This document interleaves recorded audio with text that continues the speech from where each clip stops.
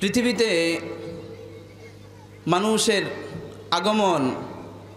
মানুষের আগমনের একমাত্র মাধ্যম হচ্ছে পিতামাতা। মানুষের আগমনের অস্তিত্ব লাভ করার একমাত্র ফ্যাক্টরি হচ্ছে পিতামাতা। তো পৃথিবীর মধ্যে, দুনিয়ার মধ্যে মানুষের প্রতি মানুষের যত দয়া এবং অনুগ্রহ রয়েছে, সমস্ত দয়া এবং অনুগ্রহের মধ্যে সবচেয়ে বড় দয়া এবং অনুগ্রহ হচ্ছে পিতামাতার প্রতি, সন্তানের প্রতি পিতামাতার দয়া এবং অনুগ্রহ। পৃথিবীতে যত ভালোবাসা রয়েছে, সমস্ত ভালোবাসার মধ্যে কোনো না কোনো স্বার্থ নিহিত আছে। ভাই ভাইকে ভালোবাসে স্বার্থের কারণে, বোন বোনকে ভালোবাসে স্বার্থের কারণে, স্বামী স্ত্রীকে ভালোবাসে স্বার্থের কারণে, স্ত্রী স্বামীকে ভালোবাসে স্বার্থের কারণে, বন্ধু বন্ধুকে ভালোবাসে স্বার্থের কারণে। একমাত্র নিঃস্বার্থ ভালোবাসা হচ্ছে সন্তানের প্রতি পিতামাতার ভালোবাসা, ঠিক কিনা? পিতামাতা সন্তানকে যে ভালোবাসেন, এই ভালোবাসার মধ্যে কোনো স্বার্থ নেই। একমাত্র নিঃস্বার্থ ভালোবাসা হচ্ছে পিতামাতার ভালোবাসা। আর এই ভালোবাসার মূল উৎস হচ্ছে পিতামাতার অন্তরের একটা জজবা, একটা জ্বালা। আল্লাহ তাআলা পিতামাতার অন্তরের মধ্যে সন্তানের প্রতি এমন একটা মহাব্বত, এমন একটা জজবা, জ্বালা তৈরি করে দিয়েছেন যে পিতামাতা নিজে না খেয়ে সন্তানকে খাইয়ে আনন্দ পায়, তৃপ্তি পায়। পিতামাতা সন্তানের সুখের জন্য নিজের সুখ শান্তিকে, নিজের ভোগ বিলাসকে ত্যাগ করে।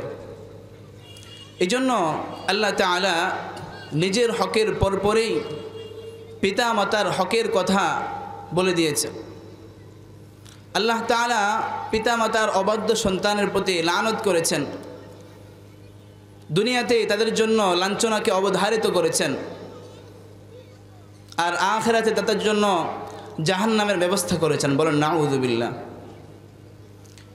আল্লাহ তাআলা সূরা বনী ইসরাঈলের 23 এবং 24 নম্বর আয়াতের মধ্যে ইরশাদ করেন, وَقَضَى رَبُّكَ أَلَّا تَعْبُدُوا إِلَّا إِيَّاهُ وَبِالْوَالِدَيْنِ إِحْسَانًا।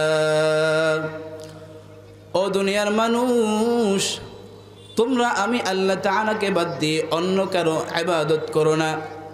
وَبِالْوَالِدَيْنِ إِحْسَانًا, এবং তোমরা পিতামাতার সাথে ভালো আচরণ করো, ভালো ব্যবহার করো। إما يبلغن عندك الكبر أحدهما أو كلاهما فلا تقل لهما أف। যদি পিতামাতার মধ্য থেকে যে কোনো একজন অথবা উভয়ে তোমার কাছে বার্ধক্যে উপনীত হয়, তাহলে তুমি বিরক্ত হয়ে তাদেরকে উফ শব্দটি উচ্চারণ করো না। ওয়ালা তানহারহুমা, এবং তোমরা পিতামাতাকে কখনো ধমক দিও না। ওয়াকুল লাহুমা কাওলান কারীমা, এবং তোমরা পিতামাতার সাথে ভালো আচরণ করো, ভালো কথা বলো, নম্র ভাষায় কথা বলো। ওয়াকফিদ লাহুমা জানাহাদ যুল্লি মিনার রাহমাতি, তোমরা পিতামাতার সামনে বিনয়ের ঢানাকে ছড়িয়ে দাও। ওয়াকুর রব্বিরহামহুমা কামা রব্বায়ানি সগীরা, এবং পিতামাতার জন্য দোয়া করো, রব্বিরহামহুমা কামা রব্বায়ানি সগীরা, অর্থাৎ হে আমার প্রভু, আপনি আমার পিতামাতার প্রতি রহম করুন, দয়া করুন, যেভাবে তারা ছোটবেলায় আমাকে লালন পালন করেছে, আমার প্রতি দয়া করেছে। তো আল্লাহ তাআলা এই আয়াতে কারিমার মধ্যে সর্বপ্রথম তার ইবাদতের কথা উল্লেখ করেছেন। তার ইবাদতের পরপরেই মাতা পিতার হকের কথা উল্লেখ করেছেন। আল্লাহ তাআলা মানুষকে সৃষ্টি করার একমাত্র উদ্দেশ্য হচ্ছে ইবাদত, আর এই ইবাদতের মাধ্যমেই বান্দার আবদিয়াত, বান্দার দাসত্ব প্রকাশ পায়। তো ইবাদতের পরপরেই হচ্ছে আল্লাহ তাআলার হকের পরে হচ্ছে বান্দার হক, আর বান্দার হকের মধ্যে সবচাইতে বেশি গুরুত্বপূর্ণ হচ্ছে পিতামাতার হক। এই জন্য আল্লাহ তাআলা এই আয়াতে কারিমার মধ্যে তার ইবাদতের পরে, তার হকের পরে পিতা মাতার 6টি হকের কথা উল্লেখ করেছেন। বলেন সুবহানাল্লাহ। 1 নম্বরে আল্লাহ তাআলা বলেন ওয়াবিল ওয়ালিদাইনি ইহসানা, ও দুনিয়ার মানুষ তোমরা তোমাদের পিতা মাতার সাথে ভালো আচরণ করো, ভালো ব্যবহার করো। ইহসান শব্দের অর্থ হচ্ছে দয়া অনুগ্রহ, অর্থাৎ তোমরা পিতা মাতার সাথে দয়া অনুগ্রহের ব্যবহার করো, ভালো আচরণ করো, ভালো ব্যবহার করো। যদি তোমরা দেশে বিদেশে কোথাও ভ্রমণে যাও, সফরে যাও এবং স্ত্রী সন্তানের জন্য কোনো কিছু পছন্দ করো, চয়েস করে নিয়ে আসো, তাহলে অনুরূপভাবে পিতা মাতার জন্য তাদের পছন্দনীয় জিনিস তোমরা কিনে নিয়ে আসো। এটাই হচ্ছে পিতা মাতার প্রতি সন্তানের সদ্ব্যবহার। পিতা মাতার সাথে ভালো আচরণ করার জন্য পিতা মাতা মুসলিম হওয়া শর্ত না, মুসলিম হওয়া জরুরি না। যদি পিতা মাতা অমুসলিম হয় তাহলেও পিতা মাতার সাথে ভালো আচরণ করতে হবে, ভালো ব্যবহার করতে হবে। আল্লাহ তাআলা সূরা লুকমানের 15 নম্বর আয়াতের মধ্যে বলেন ওয়াসাহিবিহুমা ফিদ দুনিয়া মা'রুফা, তোমাদের পিতা মাতা যদি অমুসলিম হয়, যদি তারা কাফের মুশরিক হয়, তারপরও তোমরা দুনিয়াতে তাদের সাথে ভালো আচরণ করো। সুবহানাল্লাহ। ইমাম বুখারী রাহমাতুল্লাহি আলাইহি হযরত আসমা রাদিয়াল্লাহু তাআলা আনহা থেকে উল্লেখ করেন, হযরত আসমা রাদিয়াল্লাহু তাআলা আনহা একবার আল্লাহর হাবিব সাল্লাল্লাহু আলাইহি ওয়াসাল্লামকে বলতেছেন, ইয়া রাসূলুল্লাহ, আমার মা আমার জননী মুশরিকা, আমি কি তার সাথে ভালো আচরণ করতে পারি, ভালো ব্যবহার করতে পারি?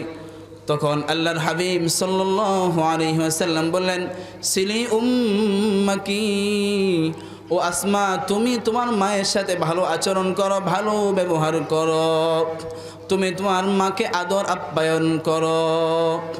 তাহলে পিতা মাতা যদি অমুসলিম হয়, যদি তারা কাফের মুশরিক হয়, তাহলেও তাদের সাথে ভালো আচরণ করতে হবে, ভালো ব্যবহার করতে হবে, তাদের সাথে কোনো অবস্থায় বেয়াদবি করা যাবে না।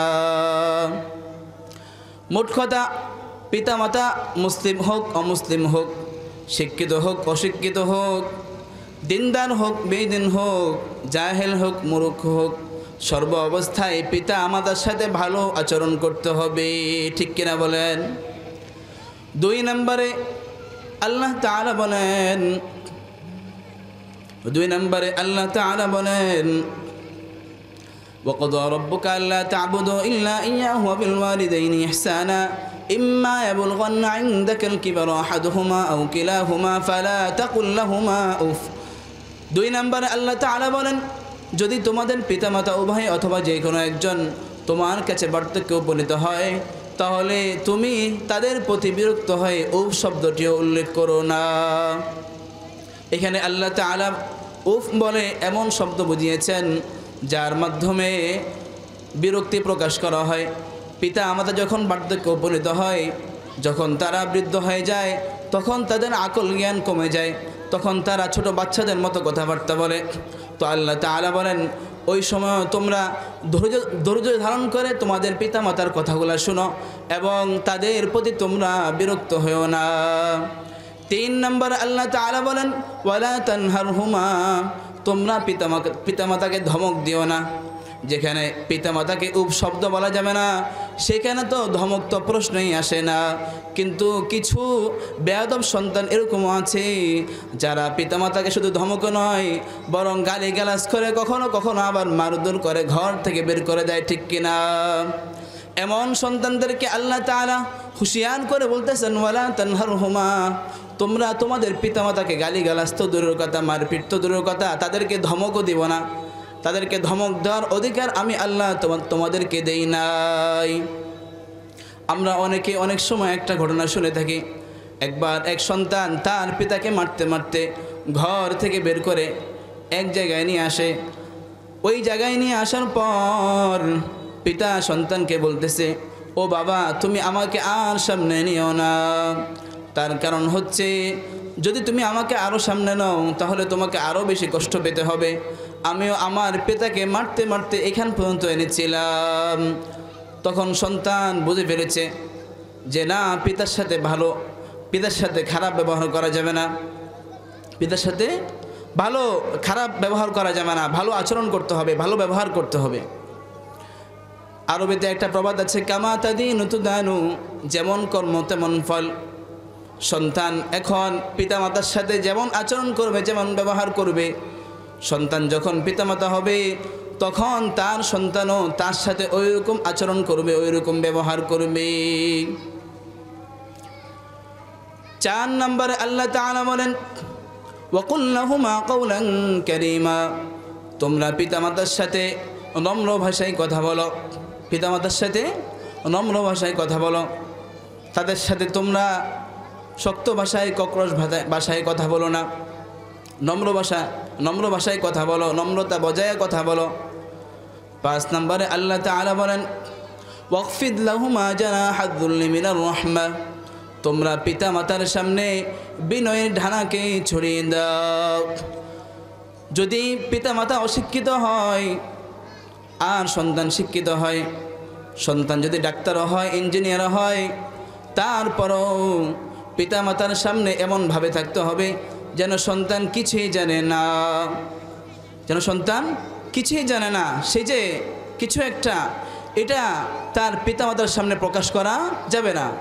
বরং সর্ব অবস্থায় সন্তান যতই পদমর্যাদার অধিকারী হোক, সর্ব অবস্থায় তাকে পিতামাতার সামনে আদব বজায় রাখতে হবে, নম্রতা ভদ্রতা বজায় রাখতে হবে। 6 নম্বরে আল্লাহ তাআলা বলেন, ওয়াকুর রব্বিরহামহুমা কামা রব্বায়ানি সগীরা, এবং তুমি তোমার পিতামাতার জন্য দোয়া করো, রব্বিরহামহুমা কামা রব্বায়ানি সগীরা, ও আমার প্রভু, আপনি আমার পিতামাতার প্রতি রহম করুন, দয়া করুন, যেভাবে তারা ছোটবেলায় আমাকে লালন পালন করেছে, আমার প্রতি দয়া করেছি।